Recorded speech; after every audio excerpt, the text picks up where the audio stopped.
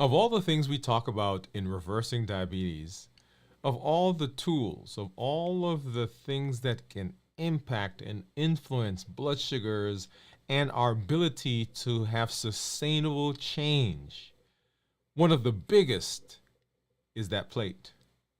That's right, the plate that is sitting right in front of you, the plate that's in the cupboard, the one that we pull out, the one that we put the food on. Mastering that plate has a significant impact on our health and on our ability to reverse and maintain our diabetes. Hey, if you're new to me, I'm Dr. Dwain Woode. That's Wood with an E. The E stands for endocrinology. That's what right here on the channel. I educate, I empower, and I encourage you to take charge of your health and your life, avoid complications, and go to the next level. And in this year, new year, new you, I'm talking to adults with type 2 diabetes who want to put their diabetes in remission, who want to get off of diabetes medications, who want to reverse their diabetes. Hey, that's right. That's what we're working on. And we've been using the amazing New Year, New You process. And we're going to talk more about that tonight and how mastering that plate can affect our diabetes. If you're new, go ahead and put new in the comments because I'd love to welcome you with a hand clap and some music. And let you know that I am so glad that you're here. If you are new as well, go ahead and put a Q in front of any question that you may have as we get into the evening, because we will be happy to get to those and be happy to answer them for you. Just some shout outs. I do see Teresa is out there. Hey, Teresa, how are you? She said, evening, doctor, and everyone. Thank you for stopping by. And in fact, let me see if, let's see what's going on over here on, I think on Instagram. Give me just a sec. Oh, here we are. See if we can get those folks on. But we should be streaming right now to all of our social media platforms. If you are out there and you don't see a friend of yours who you invited or someone that should be on, let them know that we are here and that we are going. And send them the link. Let them know to come on over and come hang out with us, because we are very excited to have all of our community members hanging out with us. It has been an amazing weekend. Hope you had a great day. Hope you had a great Monday. Hope you had a great weekend over the last several days and are back in the saddle and ready to go, because I am. I'm excited. And welcome to everyone. So let's hop into it. By the way, if you are right now in the middle of a fast, coming out of the fast, or have gone into a fast, go ahead and put yes in the comment. So we're talking about fasting. All right. So New Year, New You. The New Year, New You process says that there are things that we can put in place that will help us in the process of reversing our diabetes. Remember, that is the plan. That is the goal this year, New Year, New You, is to reverse diabetes. And in fact, I've spent today talking to several people and have had people call me to say, hey, what do I need to do if I want to improve my health? What do I need to do to reverse my diabetes? What do I need to do to get off of some of this medication? And that is what we're talking about here on the channel. As we move through the year, that has been our thrust. That has been our mantra, right? Reversing diabetes, New Year, New You. And we've gone through and we've had several processes that we've talked about. We've had several shows. In fact, I think we're up to, show maybe 29 or something on our Monday live, right? Dwain Woode MD live. And then on our fasting and our check-ins, we've had over 70 shows that we've done since the month of January, since the new year started. And of all the things we talk about, the last several weeks we've talked about calories and exercise and the value of being in the kitchen versus exercising, which one plays a big part. And I want to tell you that of the things that we do, of all the tools that we learn, one of the ones that has a significant impact is our diet. In fact, last Wednesday, I was talking to a group, and I was telling them that someone was asking the question about exercise, or having me to talk about exercise. And I said to them as a group, and I'll say it to you, the biggest bang for your buck comes from changing the diet. Now, there's nothing wrong with exercising. Exercising is great. I encourage exercising. You should exercise as much as you can, as much as your body will allow you, and as much as you are able to do without injuring yourself. Exercise, great. All of the things that we talk about when we talk about exercising, amazing, right? So flexibility, increased oxygen carrying capacity. You're out in the fresh air. You are working on strength training. You're building muscles. You are increasing your metabolic, your basal metabolic rate. All of those things are very, very important. But the biggest bang that you get in terms of managing diabetes, in terms of reversing diabetes, will come from the diet. And so tonight we want to spend some time talking about the diet. We want to talk about those things that we do, and how do we go about mastering our plate, right? Because the plate is so important. It's important for our weight. It's important for our blood sugar. It is important for all of the other metabolic diseases that we talk about. And in fact, I said maybe yesterday or one of my check-ins that that diabetes is the ultimate prototypic metabolic disease, because it incorporates, or it has components of pretty much everything that you can talk about when you talk about metabolic disease. And we're going to spend some time talking about that. Before we get there, though, I want to go ahead and let's take a look at some numbers. And you'll see right there on the screen that right now my blood sugar is 82 according to my Libre. And I do have my meters over here. And Teresa, go ahead and if you're still able to hear me, go ahead and say yes. Because I made a change here. I want to make sure that I did not do something something that I shouldn't do. So if you can hear me, go ahead and say yes. Okay. And thank you guys for coming through. I'm going to go ahead and pop into the chat a couple of the playlists that we have. The playlist for reversing diabetes, and of course the one for how to fast successfully. All right, awesome. All right, so let's go ahead and take a look. So my Libre that's on the screen says blood sugar of 81, and then my Dexcom blood sugar of 105. I've got my monitors. Thank you, Teresa. And so let's go ahead and grab a test strip for glucose and for ketones, and I'll grab one of these trusty Lancets. And let's take a look to see where I am. And as of 7 o'clock, 7 o'clock tonight, I am actually fasting. I'm at 24 hours right now. Okay. And if you come back tomorrow, you'll hear an official check-in as we get into the rest of the week as we go through the fasting process. Okay. Tonight, we just want to take a look to see where we are. All right, and then here's my Lancet. So let's go ahead and get that out of there, and we'll get a finger poke. Hopefully we got a good drop of blood. I think it's good enough, but I don't think I pressed hard enough, but that's okay. So we got a Keto Mojo.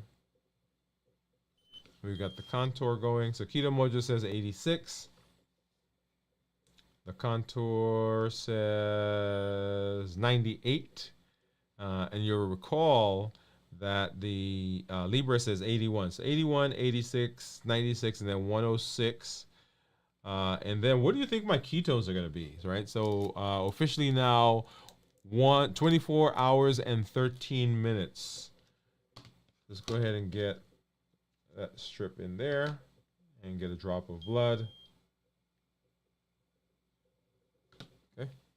And then we'll come back to take a look at that here in just a moment. All right, so let's hop over and let's get into our discussion, because we are talking about mastering. We're talking about mastering the plate. Mastering the plate. A deep dive. And in order to have this discussion, really, I want to talk to you about the pillars of reversing diabetes. And I shared, if you saw our pop-up check-in this morning, pop-up live this morning, I shared with you that we are putting together a graphic for the pillars, and I've got two of them here that we'll share with you right now. As part of the discussion, everything hinges on the pillars, right? So pillars to reverse diabetes, and there are three: decrease insulin, suppress the appetite, and reduce sugar. Those are the three pillars, and everything revolves around them. I've got another graphic that I'm gonna pop up here, right? So if you want to be success at reversing your diabetes, those are the pillars: decrease insulin, suppress appetite, and reduce sugar. That's it right there. And so we're going to talk about those. Now, here's the thing about the pillars. There are a lot of things that we can do to suppress appetite, to decrease insulin, and to reduce sugar. But you will see as we go through the conversation tonight, the things that we are focusing on are the things on the plate. And you will see that this theme will run throughout all of them. We'll come back later on and we'll take each one of these, right? Decreasing insulin, suppressing appetite, reducing sugar, and we will go into depth into all of them. Tonight, I want to do an overview as we talk about mastering this plate, because the plate is huge. The plate is huge. And I think I mentioned a couple of weeks ago, this concept of food as medicine. Food as medicine. Much of what we can do, much of the changes that we can make, much of the improvement that happens in our health happens specifically as it relates to food. Okay, so pillars, reversing the pillars for reversing diabetes: decrease insulin, suppress appetite, and reduce sugar. So let's talk a little bit about decreasing insulin.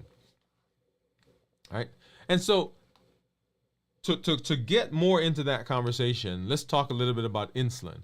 So insulin is an amazing hormone.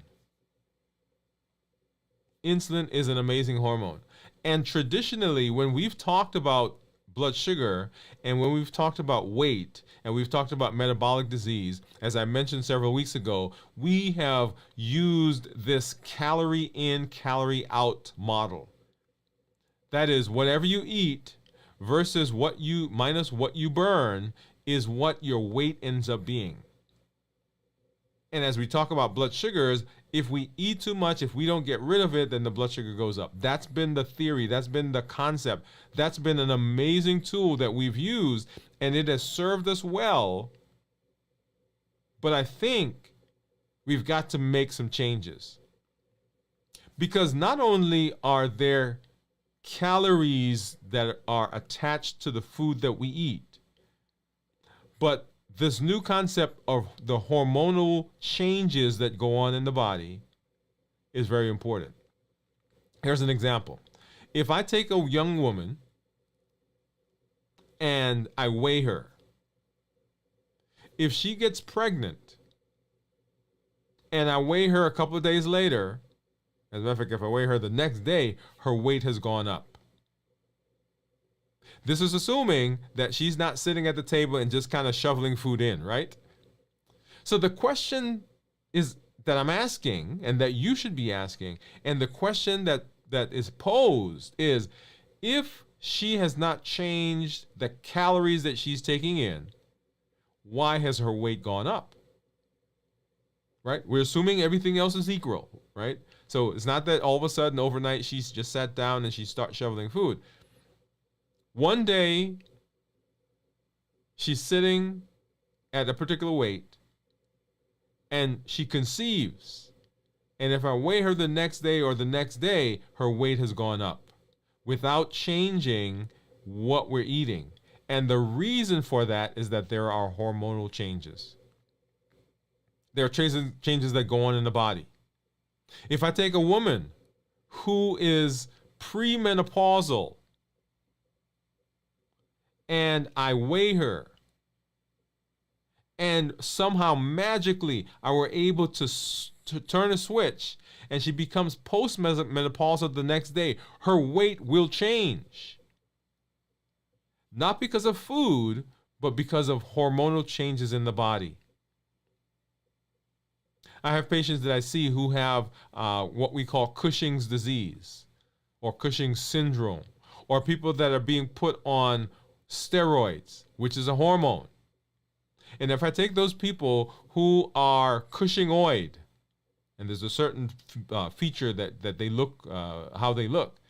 If I take that person and I compare them without them having changed anything that they're eating, without them changing the type of food they're eating, without them changing their diet, without them changing their exercising, without them changing their sleeping pattern, without them changing their stress, if I compare that person prior to getting this disease to the person after the disease, their weight has gone up. What has changed? Hormones. And so our understanding of hormones and the part that it plays is huge, particularly as it comes to metabolic diseases, particularly as it comes to diabetes and our reversing diabetes. So you got to understand that. In the office today, actually, I spent several times talking to people about this. So insulin is a amazing hormone that does its job in the body. Everybody demonizes insulin. There's nothing wrong with insulin. If you didn't have insulin, then life would not be going well. So insulin does its job. The problem is not the insulin at its normal level. The problem is insulin as an elevated value or in an elevated way. It's kind of like having a car. And I give the example of me being in New York, or when we lived in Ohio, or even when I lived in Chicago, and coming out in the morning and trying to start the car, and the car would not start, right? You get that sound? And if I pump the gas a couple of times, it put some gas into the carburetor and boom, the car started up. But if I pump the gas one too many times, then the carburetor would get flooded. Now notice, I needed the gas to get the car going, but too much gas was not good. The same thing with insulin, same thing with sugar. I need enough for the body to function, but too much is not good. And so when insulin is elevated, insulin has a myriad of things that it does. One is it lowers blood sugar. Great, we love that. But insulin is also a storage hormone, and insulin is also an appetite stimulant. And then insulin can affect our hunger hormones, ghrelin and leptin. So those are some other hormones. Okay? So our very first pillar is to suppress insulin. That's the reason we want to lower insulin. And this is insulin that you take from outside. That is insulin that you're taking as a medication, or insulin that your body's making that is endogenous. So from outside is exogenous, ex outside, and endogenous, endo, meaning inside, from inside. So we want to decrease the insulin that's coming from either place. And in order to do that, there are some things that we can do. The top of the list is watching the carbohydrates that we take in. Now, which comes first, the chicken or the egg? And I can see you. I can hear you. I can see you saying that right now. Well, wait a minute, Dr. Woode. If I am eating and that's causing the elevated insulin, and that's causing me to have an appetite that's ravenous, how do I break that if the insulin is already causing the issue? And we're going to come to talk about that here in just a minute, because you'll see it. You'll see it in the next list or the next point. Okay. So decreasing the carbohydrates, because when carbohydrates come out, we get a spike in blood sugar. When we get a spike in blood sugar, insulin is required. Either you've got to make some, or you've got to take some. Either you're making it in the body or you're taking some from outside. So even, I want you to listen to this. Even if your blood sugars are great, like I had someone today whose average blood sugar, I think, was 135 or one something. And every time he ate, the blood sugar spiked up to 160, 170. And they came back down 3-4 hours later. They're back down into the target range. But that spike that we get causes insulin to come out. And when insulin comes out, insulin does all the things that we just talked about. That is the storage, the appetite stimulation, right? Shuttling fat around the body. Because what happens is once the liver gets full with glycogen, because it stores about 100 grams of glycogen.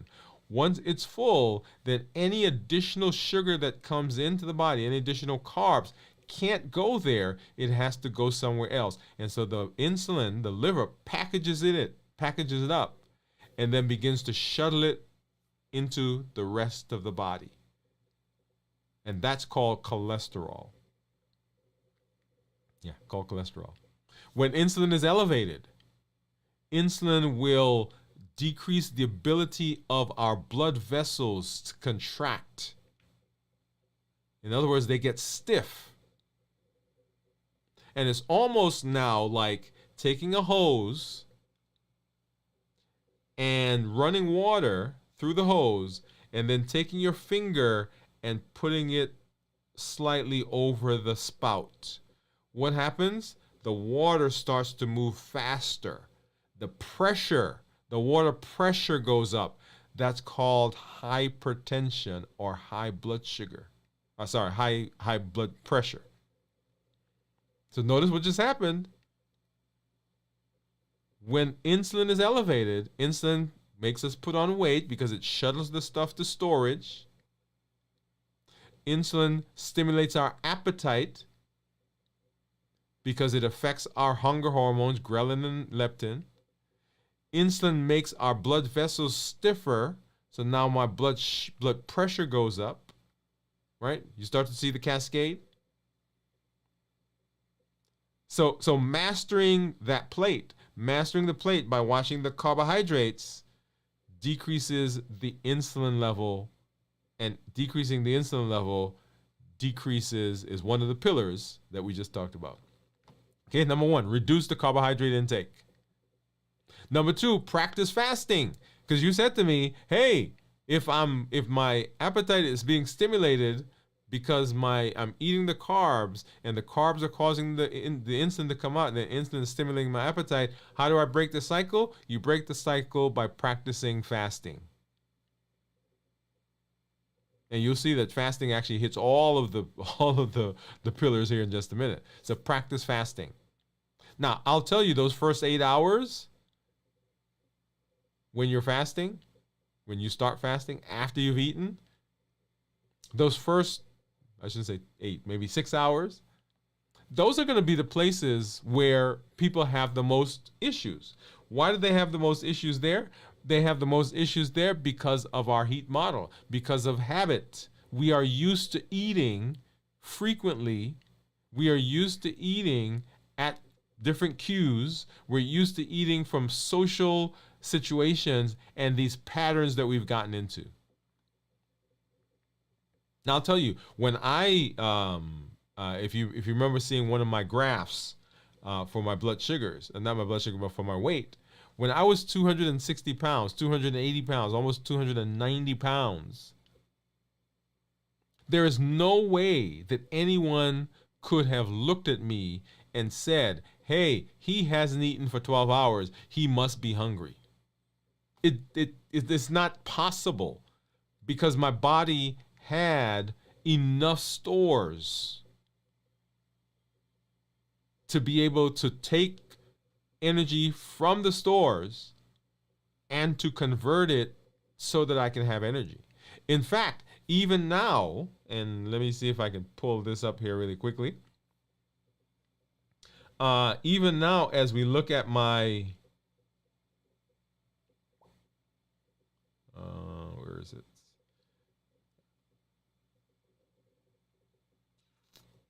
Here we go. Let me pull this up. Even now, as you look at my, weight. So this back here, I think that was, yeah, that was. Let's look at this one. Trends. So that one was, I think it's showing me. Oh, I don't want body fat. I want this one. Yeah, there we go. So right here at 260 pounds. Okay. And then even now, as we're down here, you will see that that based on my height and based on my current weight, I have enough energy, right? Not quite as much as I had before, yay. I have enough energy stored up that the body can readily take fat cells and convert them to energy. So in the fasting, those first few hours, those first 4, 5, 6 hours are where the social cues come in, where the patterns come in, where the habits come in. And that will take really kind of getting through that. And we've talked about that on our show. We've done check-ins about that. About how to successfully fast, how to distract yourself, remaining hydrated, make sure you're rested, and all the things that we talk about. But implement fasting, because when you do that, that breaks the cycle. Remember, we're talking about how to master the plate. How to master the plate. Number one, we're decreasing on insulin. How do we decrease insulin? We decrease the carbohydrates. How do we break the cycle? We introduce fasting. Right? So you see the progression there? And then the third component of decreasing insulin is to add exercise, incorporate exercise. Now, here is a great place that exercise fits. When I'm normally talking to patients who, particularly people who we're talking about losing weight and becoming metabolically active, I usually don't have them exercise as at the beginning.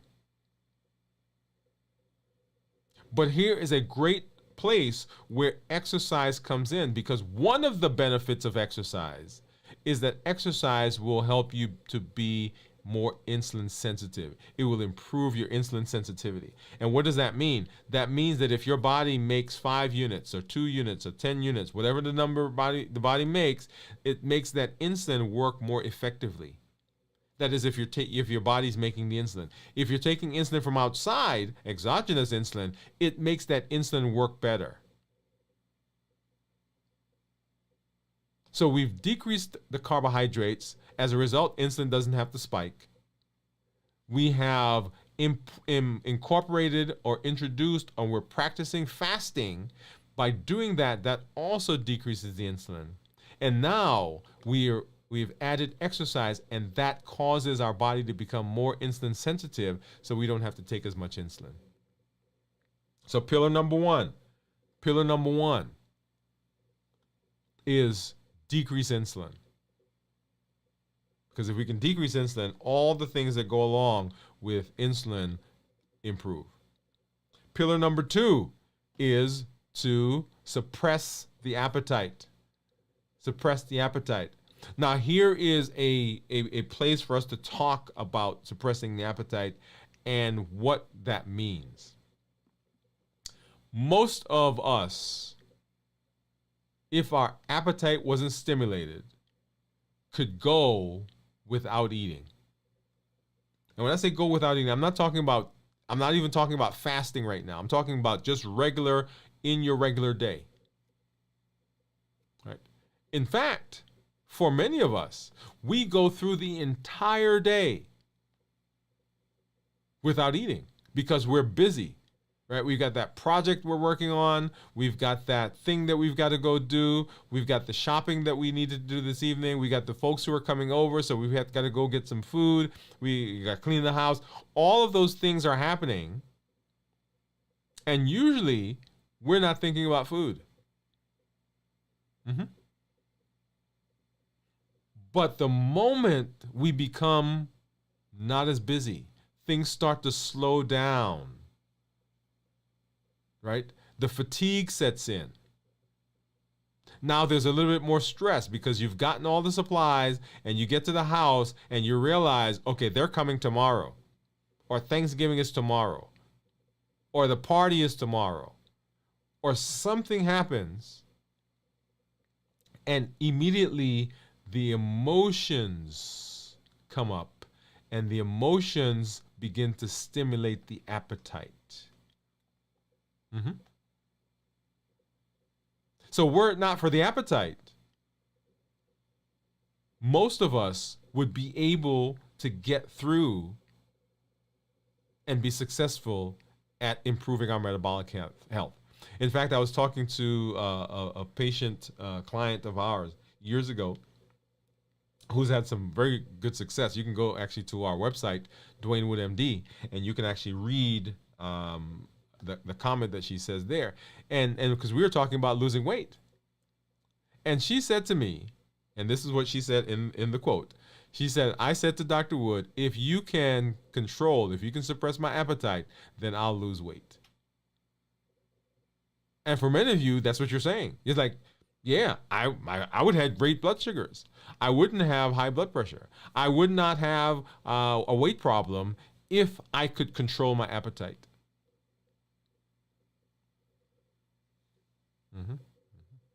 And so where does the appetite come from?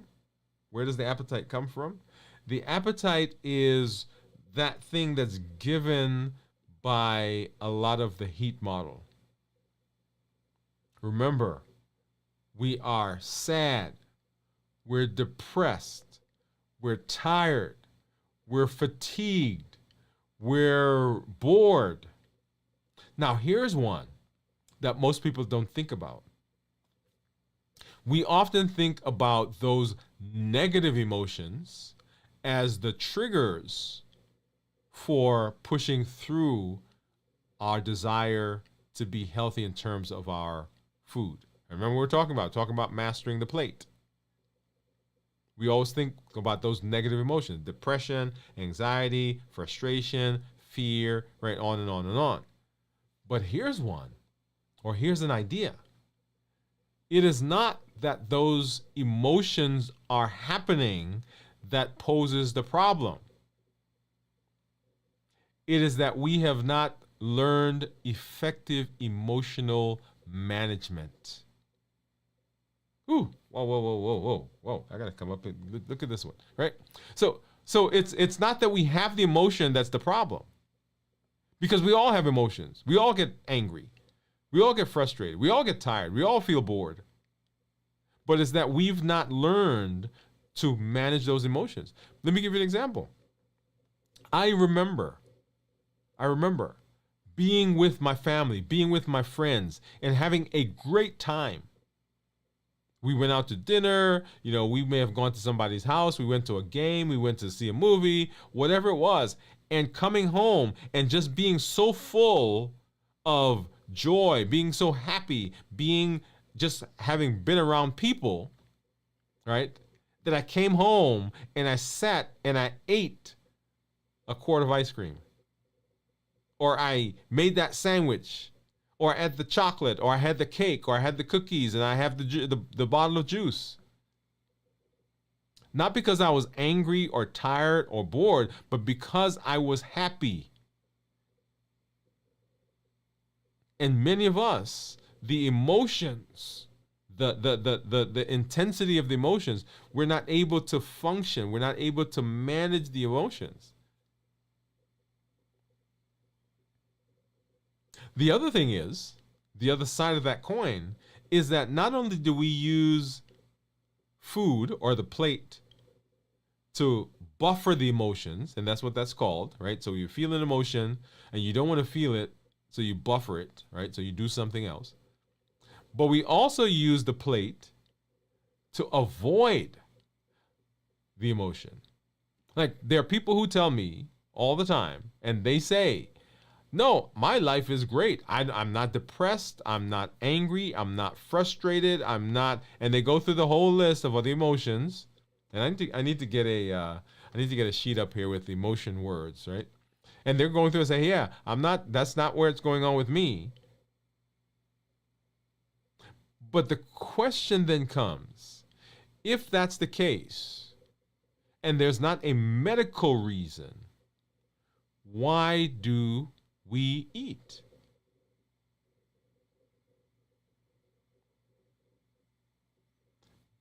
We eat because we also use food. We also use the plate. Remember what we're talking about? We're talking about mastering the plate. We also use the plate to avoid the emotion, not just to stop the emotion, not just I'm feeling it, so I want to change it, but I don't want to feel it at all. And so I'm going to buffer. Okay? So suppress the appetite. So how do we suppress the appetite? We suppress the appetite by making changes in the foods that we eat. One of the reasons that we often don't succeed is not because we don't want to succeed. We don't succeed often because we don't have a plan. We don't have a structure. Often I'll say to people in the office, or I say to a client, hey, what is your plan? And you may identify with this. What is your plan for successfully getting through this holiday? And you know what the plan is usually? Oh, I'm just not going to eat this stuff. Mm-hmm. Or I'm going to make a decision, or I've got to decide not to do it. Well, it's kind of like me right now saying, well, I decided that I want $1 million.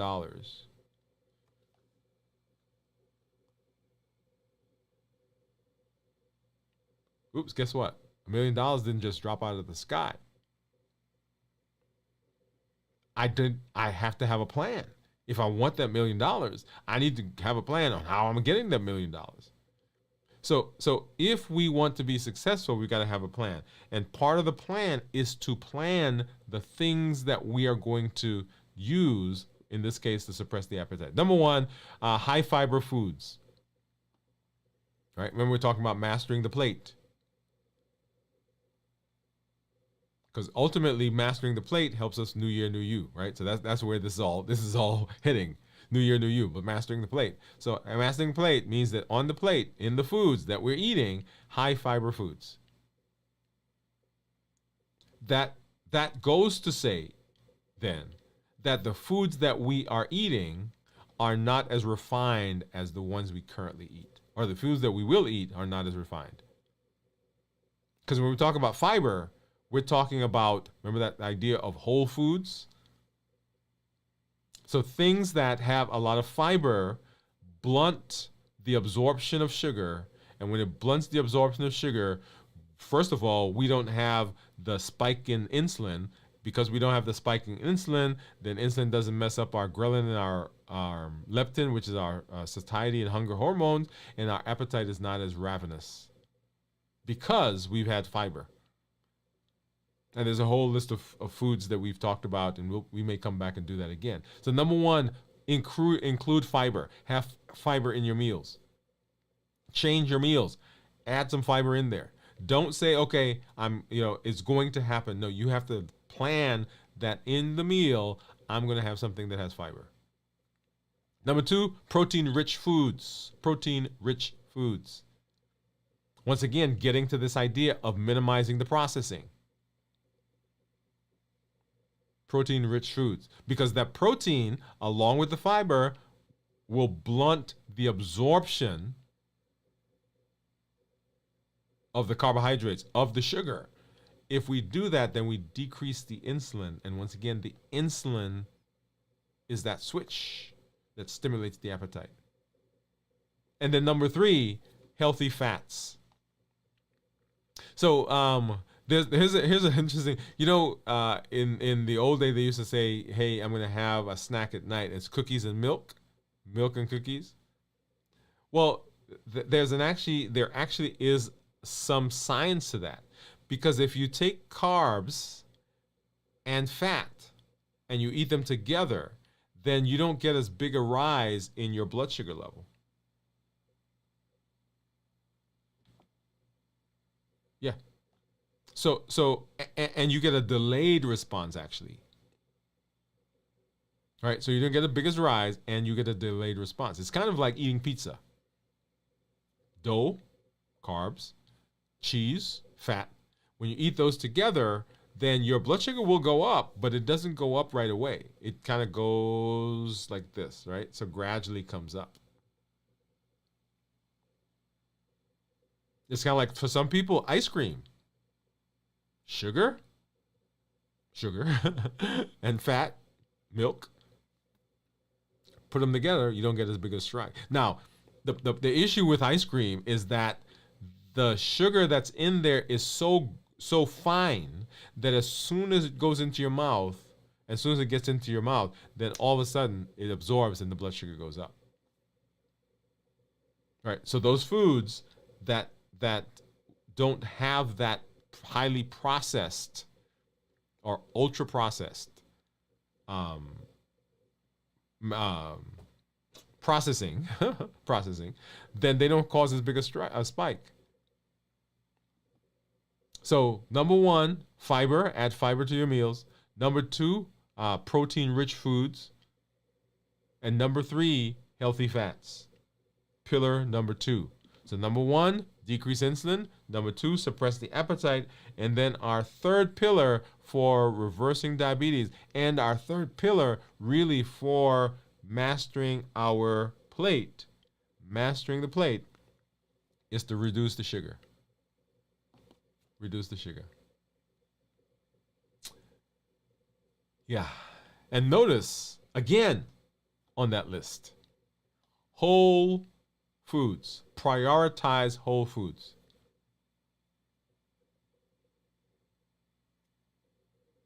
Because when we're prioritizing whole foods, we know that the processing of it has not stripped out the fiber.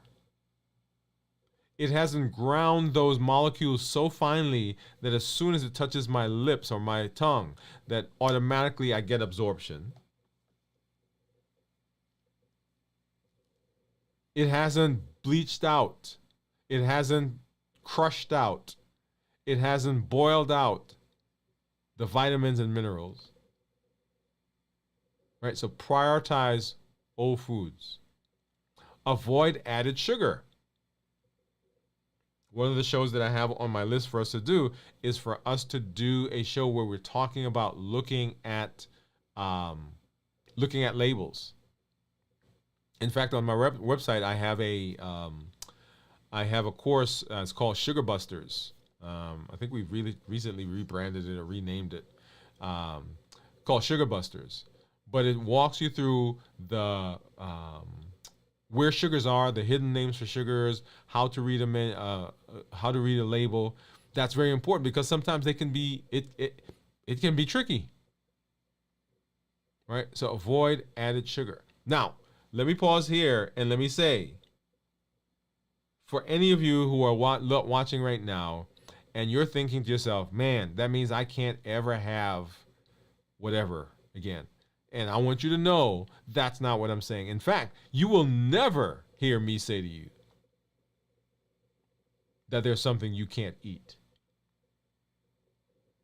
Yeah, I tell my patients that all the time.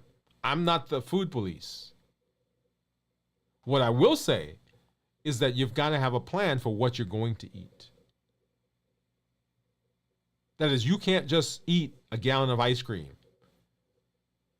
and assume everything's going to be okay. Now, should you eat a gallon of ice cream? I don't know. Maybe that's a lot of ice cream. But if you have a plan for the ice cream, the gallon of ice cream, what is it? Right? And so I'm not telling you, as we're talking about avoiding added sugar, this is not to say you can never eat a thing that you like. Because I think that's where we fall down often, because we force people into these boxes where they can't ever. Like I have people say, I'm never going to eat bread again. Well, wow. Never? Well, I'm never going to drink juice again. Ever? Like from now on? And so we set ourselves up for failure often with those absolutes. Okay? But what you want to do is you want to make sure that you are mindful, right? So avoid added sugar. And then look at that. Practice mindful eating. So we're talking about mastering the plate, right? Pillar number 3, which is to reduce sugar, right? Number 1, prioritize whole foods. Number 2, avoid added sugar, because sometimes they'll add sugar to whole foods. And then number 3, practice mindful eating. What does mindful eating mean? Mindful eating says that I am present right now in this space right now as I'm eating. I'm feeling the emotions that I'm feeling right now. I'm not trying to buffer. I'm not trying to use the food for it. I'm enjoying the food, the texture, the flavor. I'm enjoying the experience of eating right now. I'm enjoying the environment. I'm enjoying being with my family. Mindful eating.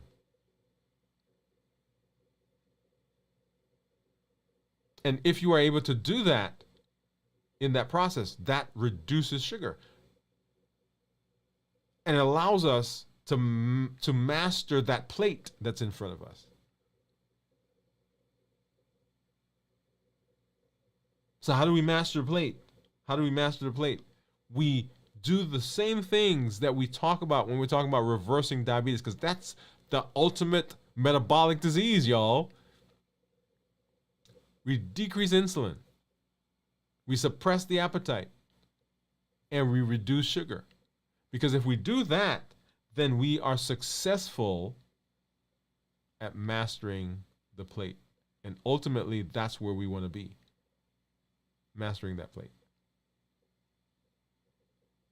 Awesome. Just a couple more things. So there are several diets that people can use in the process of adjusting the types of things they're eating, and I've really just have 3 that I've put together. Now, let me say that all diets work. All diets will work if they fit into your schedule, into your calendar, right? So I've just picked 3 of the ones that I think can couple easily. Remember when we talked about pillar number 1, one of the things was incorporate fasting, practice fasting, right? Well, what do you do on your non-fasting days? Right? So if I'm fasting today, what do I do tomorrow? And so these are 3. So low carb diet. So the principle with low carb diet is you reduce carbohydrates, you reduce the intake to minimize blood sugar spikes. And if we're minimizing blood sugar spikes, look at this, it decreases the insulin spike. Right? So that's a benefit, right? That's one of the things. Common foods, meats, fish, egg, low carb vegetables, nuts, seeds.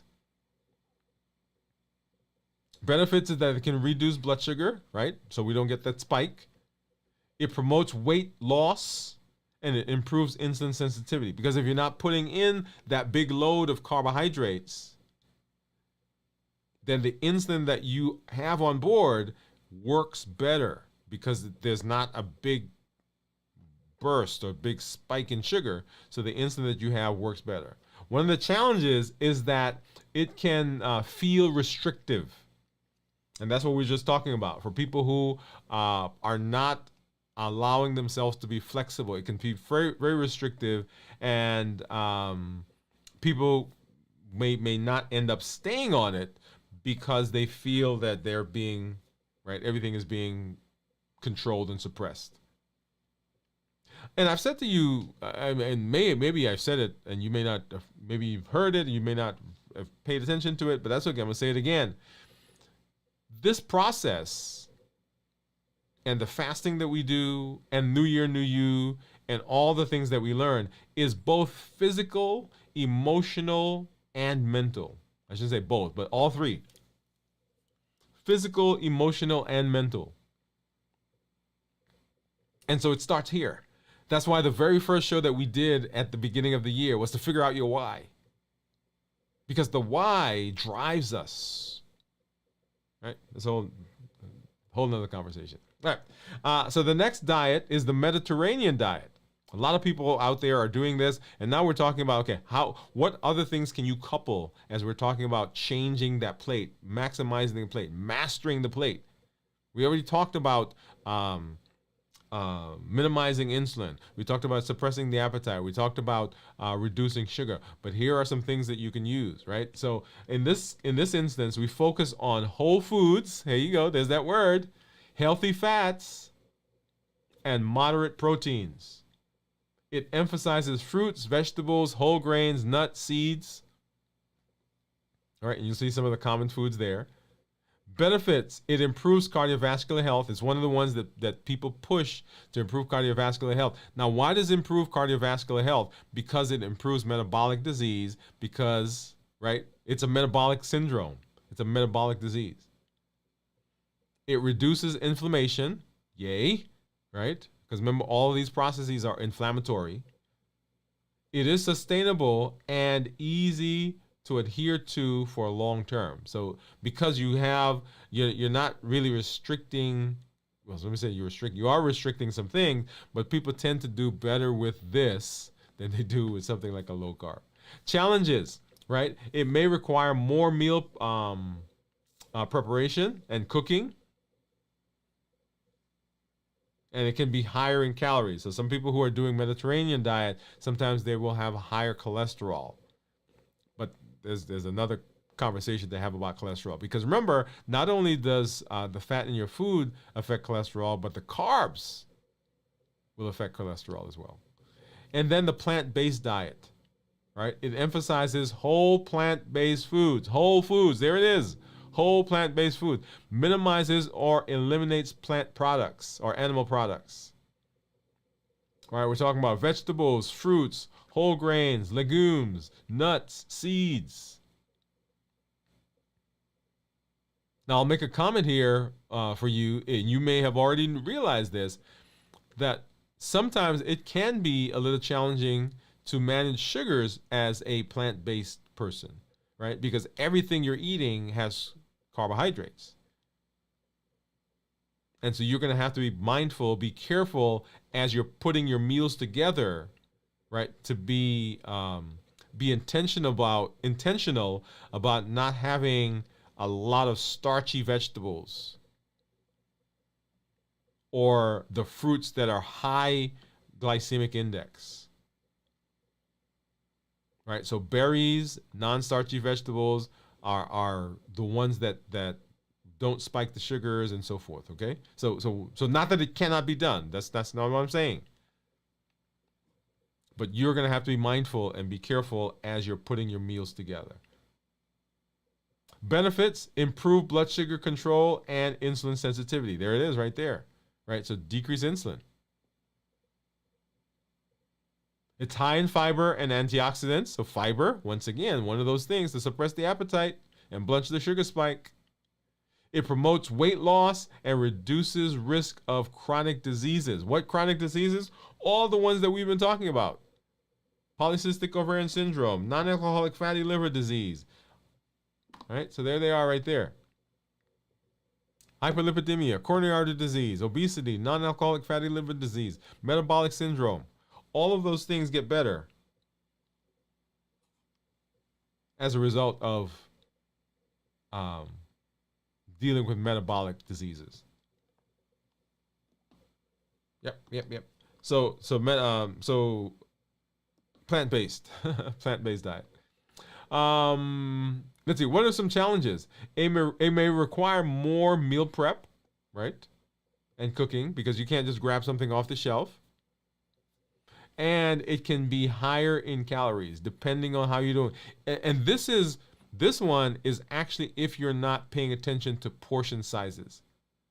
Now, I'll tell you one of the things I struggle with is that sometimes I'll see something that is healthy, and you guys know this if you've been watching me for any time. You know that I love nuts, I love almonds, I love cashews. I just bought a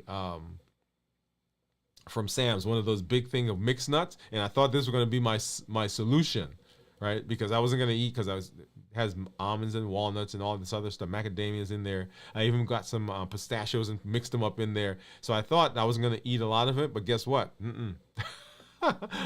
A nut is a nut is a nut for me, right? So what I tend to say in my brain will say, hey, that's a healthy food, so you can probably eat more. And so the portion sizes can get out of control if we're not careful. If we're not careful with that. And so make sure that you are doing that. All right. So let's hop over again, and I want to take a look at my meter because we're going to look at my ketones. Remember, I am over 24-hour fasting, actually just about to reach 25 hours. And I think Teresa says that she thinks my ketones are going to be 0.6. I'm not sure if it's going to be quite there yet, Teresa. All right, so let's hop over. So here's my meter, and I need to get my Keto Mojo, which is this guy right here. Get that strip out, and we'll see that sync here in just a minute.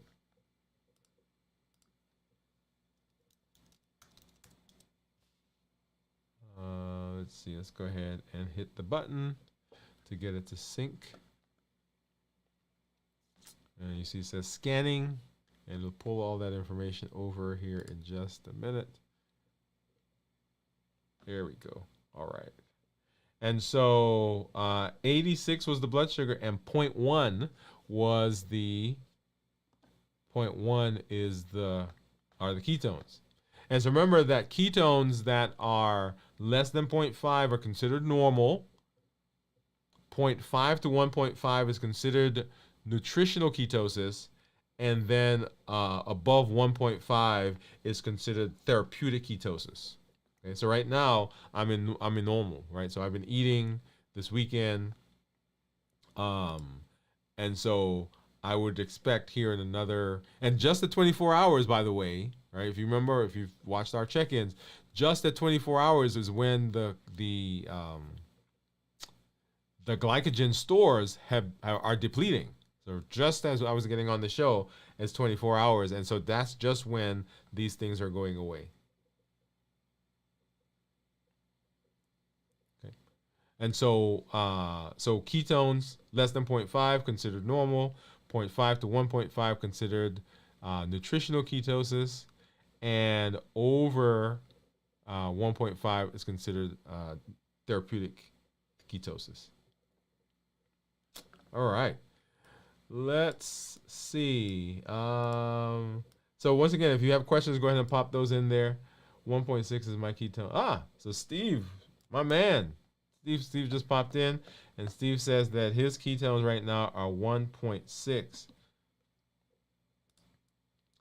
All right, so Steve, you are. I'm assuming that you're doing a kind of a ketogenic diet, because I know you fast with us. And then you're kind of maintaining ketogenic. Is that what I'm hearing?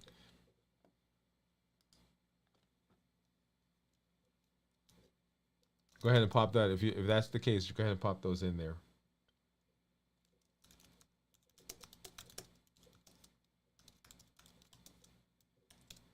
Okay, awesome. All right.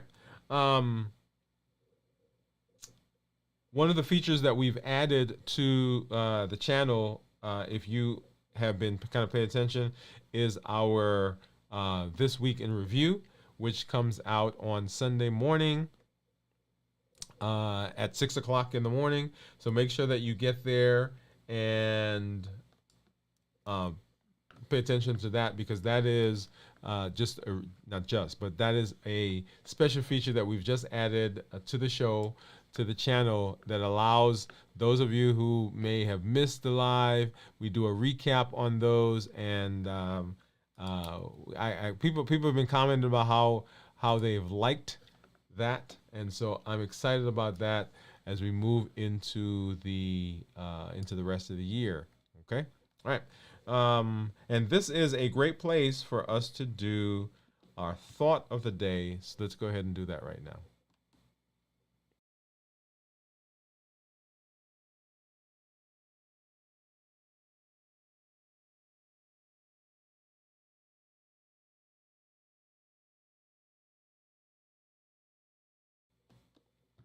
All right. And our thought of the day is this: that motion is lotion for the body.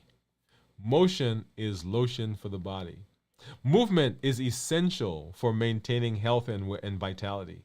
Just as lotion nourishes and hydrates the skin, yeah, regular physical activity keeps our bodies flexible. It keeps us strong, and it keeps us functional, and it keeps us optimal.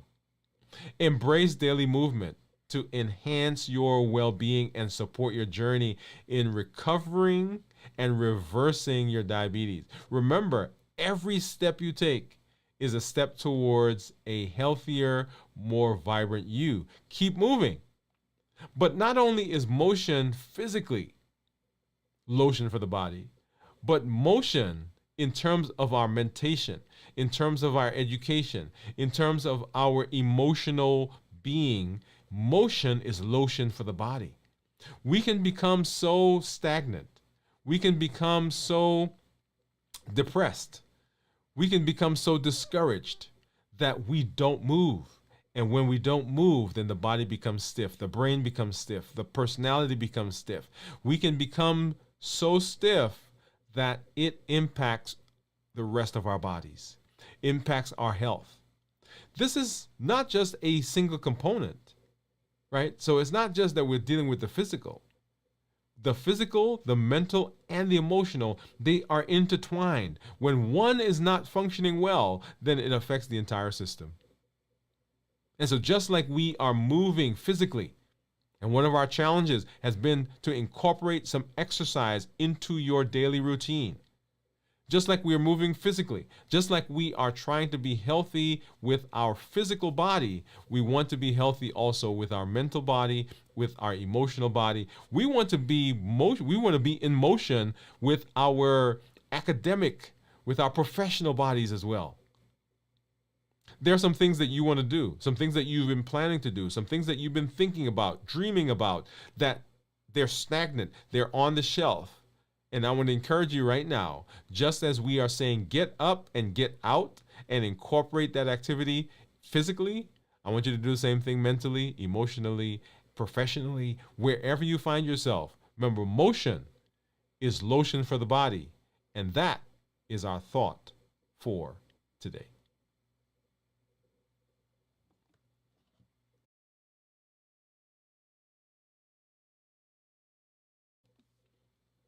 All right, everyone. Remember that when we talk about next steps, right? Mastering your plate is essential for reversing your diabetes. It is a huge driving force behind blood sugar. It is a huge driving force behind getting us metabolically healthy.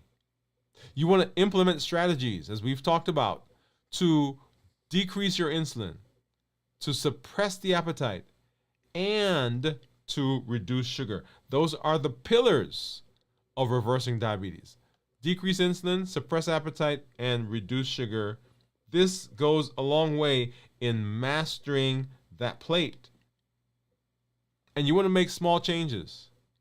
Small, incremental, right? Consistent changes. Those are the things that we do. Those are the ways that we have success. You're going to stumble You're going to have some successes. You're going to have some starts and some stops. But that doesn't mean that you halt. Just like we said just a moment ago, motion is lotion for the body. You got to keep moving. You got to keep moving in the process of getting healthy. You have unlimited potential at your fingertips. You have unlimited ability to improve your health in your life. You have unlimited ability to reverse your diabetes. You have unlimited ability to be metabolically healthy. And that comes through education, through empowerment, and through encouragement. And we do that here on the show. That's the Triple E formula for success. We educate with the shows that we do, the blogs, the podcasts. We encourage or we empower with the tools that we learn. Just like tonight, we learned an amazing tool on how to master our plate. All those tools are with the intention of allowing you to have success as you move forward. And then we encourage with the community that you are part of, the community that comes on and shares their story. Right? Success right now to Steve, who ketones 1.6. I'm so excited for that because he's continuing to maintain. He said that he is doing a ketogenic diet. Love it because he's maintaining ketosis. So the Triple E formula for success. We educate, we empower, and we encourage. And then here on the channel, we are talking about the HEAT model. Remember, we just mentioned some of it. So the habits that we form, these are the things that push us in a direction to break our fast, to not follow through on our plan in terms of our eating. The habits that we formed, the emotions that come through, the access that we have, things that are around us that throw us off, things that are in the environment that tempt us, and of course, our taste. Habits, emotions, access, and taste are the things that push us. And then our pillars for reversing diabetes: decrease insulin, suppress appetite, and reduce sugar. We'll come back, we'll talk more about those. But our call to action is this: join the challenges. Every month we have a challenge that we go through. And the challenges are with the intention of giving you an opportunity to implement the things that we're learning. Make sure that you join us. Go back on the channel, look at, see what we've done as we've moved through those challenges. Our challenge for this month is to add some activity to your routine, right? Add an activity, add some exercise to your routine as we are working to, now notice, and I want to say that I'm not talking about calories, right? Calories, you are going to burn some calories. But what do we want exercise to do? We want the exercise to improve our insulin sensitivity. We want it to decrease our sugar, because if we do that, that decreases our insulin. When it decreases our sugar and we decreases our insulin, that suppresses our appetite. And then when it decreases our sugar, it reduces sugar. That's one of the pillars, right? So all three pillars are hit right there again with exercise. Fasting hits it and exercise hits it. So come on, join the challenges on the show. Like I said, we have one every month. And this month is to add some activity, add some exercise to your routine. Number 2, when you come on, tell your story. Claim your seat. Say, I'm here. Say, I'm fasting. Hey, I've lost some weight. Hey, my blood sugars are better. I'm off of this medication. Tell your story, because when you tell your story, other people hear that and they know that they can succeed as well. When they see places where you are challenged, then we can come around you and support you, and we know that we're not alone. That's what the community is about. And then invite someone into the space. In the month of May, one of the things that we asked you to do was to begin mentoring somebody in the New Year, New You process. Teach them, train them, work with them. Not just tell them and then go away and come back 5 months later, but say to someone, hey, let's do this together. Say to a mother, a brother, a sister, cousin, auntie and them, hey, let's do this. I went to see my doctor this past weekend, this past Friday, and we sat in his office as we talked about New Year, New You. Right? He's a new physician to me. This is the second time I've seen him. My physician retired and he took over the practice. So I'm sitting there and I'm explaining to him, and he's looking at my labs and saying, what are you doing? What is giving you this benefit? And I'm sitting there and I'm teaching him, I'm talking to him about New Year, New You. You can be the voice of change in your environment, in your family, on your job, at your church, at your doctor's office, wherever you find yourself. There are over 1 billion people, that's billion with a B, who have diabetes or who are pre-diabetic. And you can be a voice for helping them change as well. Awesome, awesome. All right.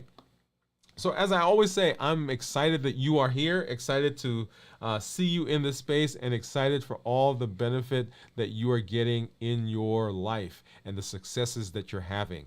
Make sure you let us know, drop us a message, drop us a line.